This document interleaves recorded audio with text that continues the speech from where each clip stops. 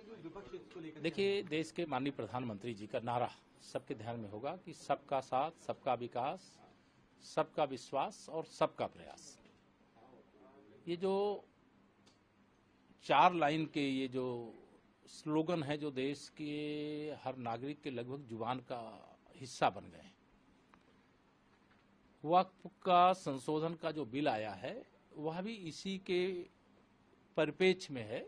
देश का विश्वास है, देश का भरोसा है कि माननीय प्रधानमंत्री श्री नरेंद्र मोदी जी के नेतृत्व में, चाहे वक्फ के संशोधन का बिल हो, चाहे अन्य कोई फैसले हों, वह देश के हितों को ध्यान में रख करके, देश वासियों के हितों को ध्यान में रख करके किए जाते हैं।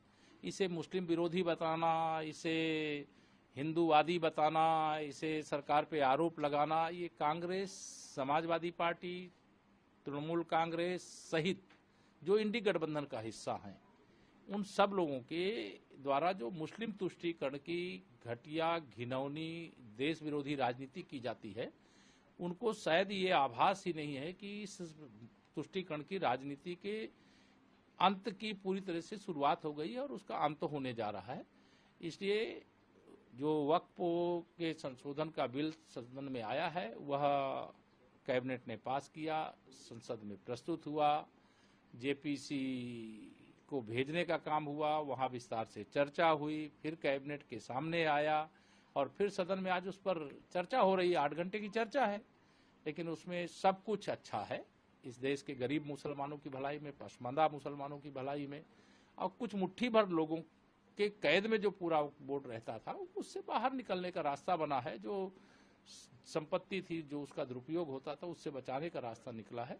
इससे कांग्रेस बेचैन है, सपा बेचैन है, टीएमसी बेचैन है, डीएमके बेचैन है। लेकिन मैं ये कहता हूं कि यह लड़ाई वक्फ बोर्ड संशोधन बिल की नहीं है, कांग्रेस और तथाकथित जो तुष्टीकरण करने वाले राजनीतिक दल हैं उनके बीच की आपस की लड़ाई है। सर, विपक्ष जो है, जैसे कि अखिलेश यादव हुए या और कांग्रेस के लोग हुए, तमाम इस पर आपत्ति जता रहे हैं। अखिलेश यादव का कहना है कि वो पढ़े ही नहीं होंगे। मैं आपको बता दूं, ना श्री राहुल गांधी और न श्री अखिलेश यादव और न जो विरोध करने वाले हैं, उन्होंने जो संशोधन आया है उसको पढ़ा ही नहीं होगा। केवल मुसलमानों के समर्थन में खड़े हो जाओ, वो उनका वोट बैंक बन जाए, उनके घर में झाड़ू लगाता रहे और उनको वोट देता रहे, भाजपा का खौफ दिखाओ, मोदी जी को प्रधानमंत्री पद से हटाओ, राहुल गांधी को पीएम बनाओ, अखिलेश को पीएम बनाओ, इस प्रकार के सपने देखने की कोशिश करते हैं।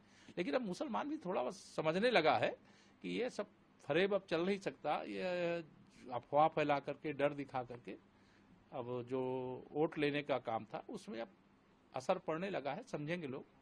और यह बिल बहुत शानदार है, इसका स्वागत है।